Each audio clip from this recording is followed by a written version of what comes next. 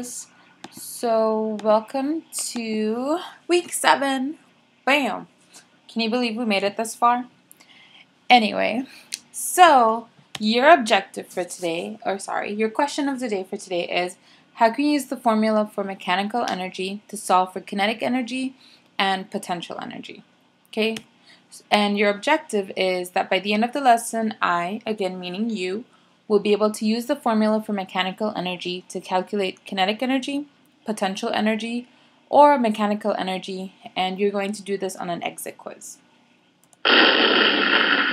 But before we do that, we got to pause for some review. So, what is kinetic energy, right? So you're going to be solving this. So let's go ahead and see how much you guys remember about that. Okay, so kinetic energy is energy in motion.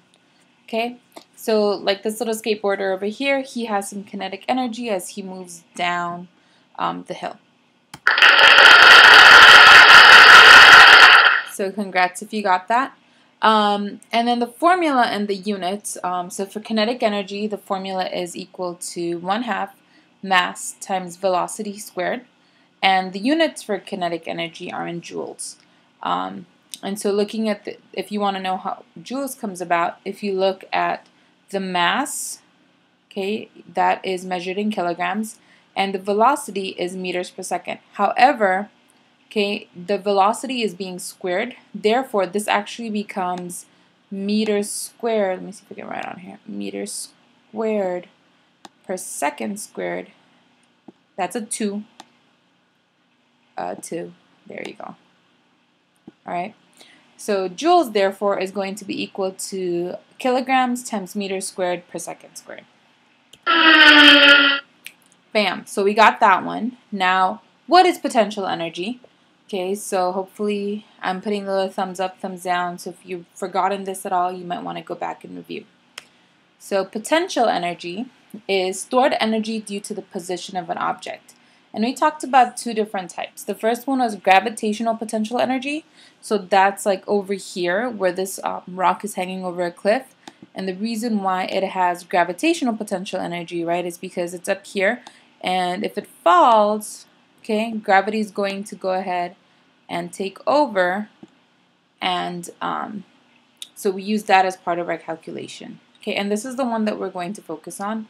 But as a reminder, the other type of potential energy is elastic potential energy, and that is due to the amount of energy that is stored within a spring. So for example, here you have the spring, and as you push down on it, there's some potential energy that's being stored in there, basically waiting to be released.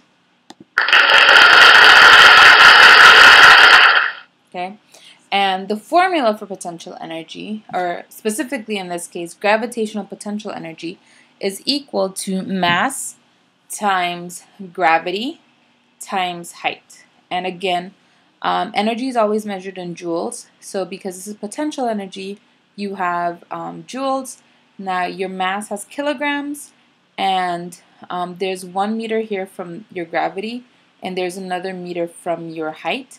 So both of those together actually give you meters squared. If you multiply them out, right, this m times this m, okay, and then over seconds. That's a s, not a 5, squared, and this was a 2 as well. Okay, so therefore joules, again in potential energy, is also equal to kilograms times meters squared, and that's a little times, meters squared per second squared. Okay? So, okay, all of that has to do with mechanical energy. And when we first started talking about energy, we talked about how mechanical energy is equal to kinetic energy plus potential energy. So, mechanical energy is where you look at the motion or the position or both of them together to figure out how much energy that object has. So if you look at this little angry bird here, okay, with this wrecking ball, so due to the position of the wrecking ball, it has some potential energy over here. Okay, and once it starts to move, it's actually going to have some kinetic energy as well.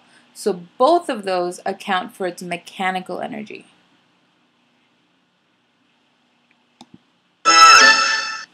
So, practice problems. Bam. All right. So here's a problem. Okay, you have a 0.2 kilogram apple falling from a tree. So there's your apple. When it is 2 meters above the ground, it is traveling at 10 meters per second. What you want to do before we start tackling this problem is identifying all of our variables, right? So first and foremost, here we go, 0.2 kilograms. We have 2 meters and we have 10 meters per second. Now they haven't asked us for what we're looking for yet, but that'll be coming up really quickly. So right now we just want to identify our variables. So M is equal to 0.2 kilograms. Okay, and I want to identify these on the picture too. So here's my M. Okay, now it tells me that it's 2 meters above the ground. So because it's telling me that it's above the ground, that means that that's going to be my height. And that's going to be 2 meters. So again, same thing. I want to indicate that on my picture. So here's my height. And when it's 2 meters above the ground, it's traveling at 10 meters per second. Now, anything that's in meters per second, that's speed, or in this case, velocity. And we have 10 meters per second. So, okay, so here's our V. Okay. So now we get to go ahead and... So the first problem that they're asking us to solve is to figure out what is the kinetic energy of this apple. So as a reminder, kinetic energy is equal to... Now if you forgot on this, just think, okay, kinetic energy has to do with motion. Okay, so it's the motion of something. So my something is going to be my mass, and the motion is going to be velocity. Now we take 1/2 the mass times the velocity, and our velocity has to be squared. Now again, I can show you guys how to derive this formula, but it's going to require some calculus. So if you want to know, you can see me in tutoring and I can help you out with that. Okay, so KE, I'm just going to write it again over here for you. K is equal to 1/2 m times v squared. So all that I need to do is plug in my values. So my kinetic energy is equal to 1/2. The mass is 0.2 kilograms. And the velocity is 10 meters per second. And I'm going to run out of space, squared. Okay? So what I'm going to do is go ahead and multiply this out. So I have 1/2 times 0.2. Okay, so if I divide those, then I'm going to get 0.1, because 2 into 0... Basically what you're doing when you're multiplying by 1/2 is you're really just dividing by 2. So if I take 0.2 and I divide it by 2, I'm going to get 0.1. So I have 0.1 kilograms, so that takes care of these two guys right here. Now I need to go ahead and square my velocity. And let me go ahead and put these guys in parentheses. And that's going to give me 100 meters squared per second squared. Okay? And now if I multiply that out, my answer is going to be... Basically, all that I'm doing is moving the decimal place. But in case you want to double check it, feel free to use your calculator. So if you take 0.1 and you multiply it by 100, you're going to get 10. Okay, and then you're going to have kilograms times meters squared per second squared, which is really 10 joules. Okay, and so your kinetic energy is going to be equal to 10 joules. Okay, so we just figured out what the kinetic energy was, and that was 10 joules. Okay, and now they're asking us to figure out, or to calculate, the potential energy of that apple at this height of 2 meters above the ground. So, as a reminder, potential energy, and let me use a different color for this one. Okay, and same thing for that one. Okay, so kinetic energy was 10 joules, and my potential energy, I'm now going to use red. Okay, so my potential energy, the formula for it is equal to PE is equal to mass times gravity times height. Okay, so because we're looking for the potential energy, right, we don't have to rearrange our formula. So we have P is equal to M times G times H, where M is my mass, G is my gravity, and H is my height. So my mass is 0.2 kilograms. Sorry if my writing's a little messy. And then my gravity, now I told you guys there's the real value of gravity, at least according to science, what we usually use, is 9.8 meters per second squared. Now, for our calculations, and because you guys weren't being allowed to use calculators, I thought it would be easier if you guys rounded up to 10. But since we are, I am allowing you to use the calculators now, we can go ahead and use the real value, which is 9.8 meters per second squared. And our height is 2 meters. So now all that I have to do is multiply this out. And if you take 0.2 times 9.8 times 2 and you plug it into the calculator, your answer will be 3.92. And now we have our units, which is kilograms times meters. Now our meters, there's two of them. So this meter times this meter is going to give me meters squared per second squared. So, okay, overall we'll have 3.92 joules. Sorry, I'm really not happy with that J. So 3.92 joules. Still not happy with it, but I can live with it. So now we figured out, again, kinetic energy was 10 joules, and our potential energy was 3.92 joules. And now we need to figure out what a mechanical energy is. So mechanical energy, remember, is equal to, it's basically energy that's in motion or that are due to the position of an object. And for some reason I was stuttering when I said that. So ME, which is mechanical energy, is really equal to KE plus PE. Okay? So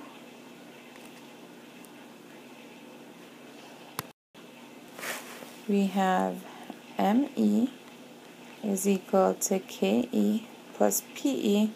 And these are pretty straightforward. I just want to get you guys comfortable with using the mechanical energy formula. So you're going to have KE is 10 joules. And let me use the right colors actually. Right, so our KE, I'm just color coding it for you. So KE, which is our kinetic energy, and plus our potential energy.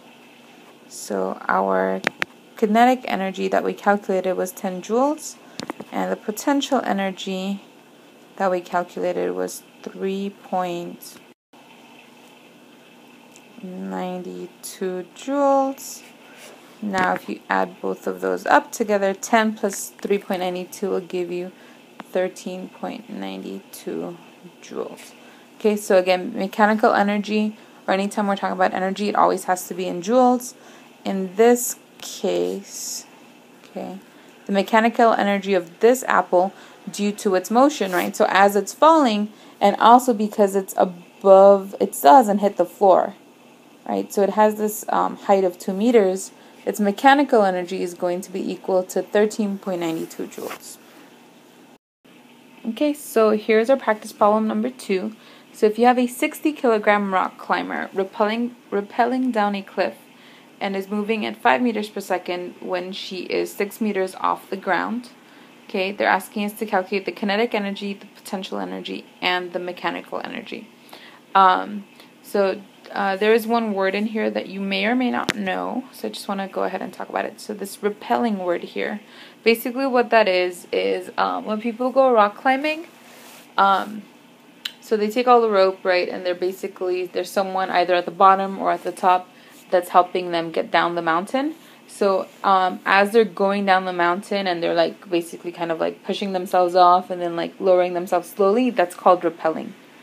Okay, so just wanted to make sure that you guys knew what that was. And so let's go ahead and get into the physics of this. So before I do that though, I want to make sure that I write down all of my important variables. Okay, so here is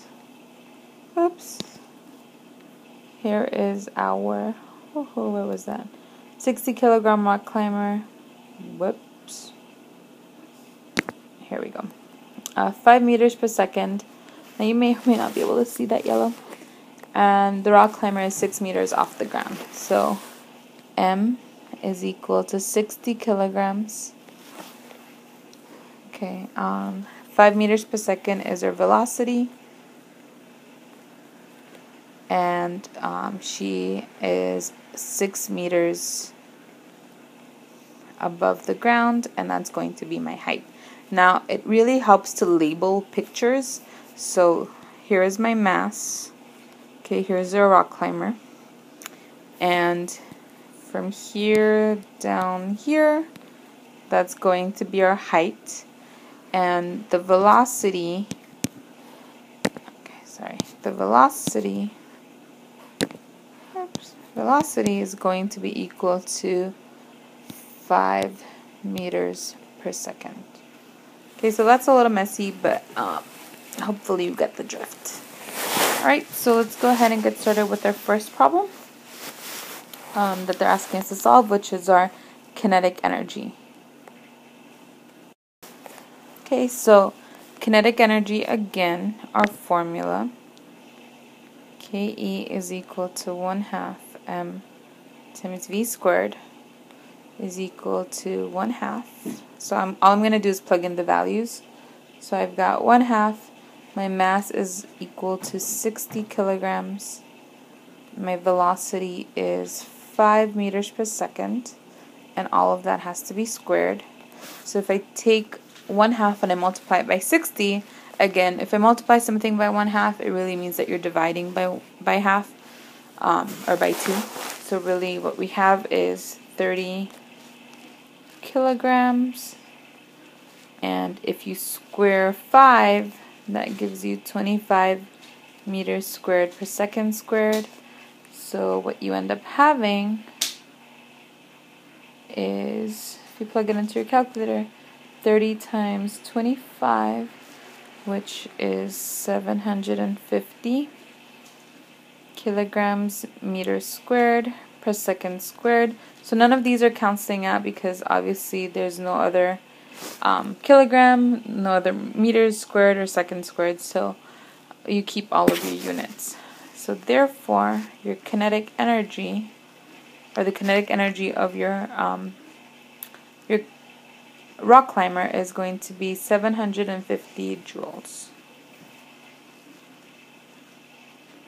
And now we go on to the potential energy. And potential energy is equal to mass times gravity times height. So again, straight plug in. Your mass is equal to 60 kilograms. And that's a G. I'm not happy with that G. So here's your G. The gravity, again, we're going to use 9.8 meters per second. And if you use 10, I mean, you won't be wrong, but you want to try to be as accurate as possible. And your height in this case is 6 meters. So all you got to do now is multiply that out, and you're going to get 60 times 9.8 times 6. And that gives you 3,528 kilograms times meters squared per second squared. Now, that's great. However, we want to make sure that we have this in scientific notation. So I'm going to go ahead and move my decimal point 1, 2, 3 times over here. Okay, so it's going to be 3.5 times 10 to the power of our exponent is going to be how many ever times we moved our decimal point. So we moved it 3 times, and we're going to have 3.5 times 10 cubed, and all of this kilograms meters squared times per second squared becomes joules. So your potential energy is going to be equal to 3.5 times 10 to the power of 3 joules. Okay, so now that we have our kinetic energy and our potential energy, now what we need to do is go ahead and calculate out our mechanical energy. So mechanical energy is equal to our kinetic energy plus the potential energy.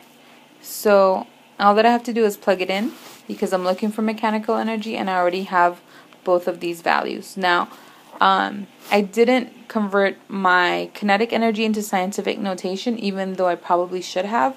But because we're going to be adding up both of these numbers, you actually want to keep the original number without having it in scientific notation. So what I mean by that is when you're plugging in the number, you want to just plug in 750 joules plus 3,528 joules so you're not going to convert these into scientific notation just yet, just because it'll make your addition a lot simpler. So if you add those two up together, you're going to get 4,278 joules. Okay, and in case you were wondering, because this is mechanical energy, and again it has to do with energy, our units are always going to be in joules. Okay, unless you decide to change it into kilojoules, but that's a whole different story. So for now, we're just going to keep it as joules, and we're going to go ahead and convert this, or rewrite this using scientific notation. So I'm going to take my decimal point from here and move it 1, 2, 3 times to here.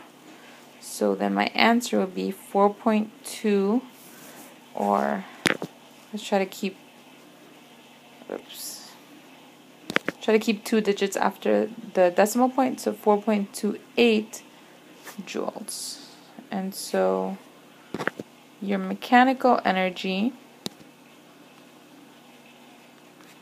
is going to be equal to 4.28 joules. Okay, so that's it for the third practice problem. Now I want you to go ahead and solve this last. Okay, so here's practice problem number 3. You have a 50 kilogram downhill skier moving at 20 meters per second. When she's 40 meters from the bottom of the hill, what is the kinetic energy, what is the potential energy, and what is the mechanical energy? Okay, so this is when you should probably pause the video and just go through it to make sure that you did the correct math, and then I will show you the answer in a little while. So, okay, go ahead. Okay, so hopefully you paused it and you were able to work it out. So the correct answer for the kinetic energy is 10,000 joules. So I'll go ahead and let you guys go ahead and pause this video and solve for the potential energy. Okay, so the potential energy is going to be equal to 19,600 joules. And I didn't convert these into scientific notation, but you should do that. And so now go ahead, please, and pause the video and solve for the mechanical energy. And you should have been taking notes all along, so this should be in your notebook. So just make sure that you're showing your work. Okay, go ahead. Okay, so the mechanical energy is going to be equal to 29,600 joules, and we want to convert that into scientific notation, as we do for all of these actually. So you're going to have 1, 2, 3, 4. Okay, what am I doing? 4, right there. So your mechanical energy will be 2.96 times 10 to the power of 1, 2, 3, 4 joules, and that will be your answer.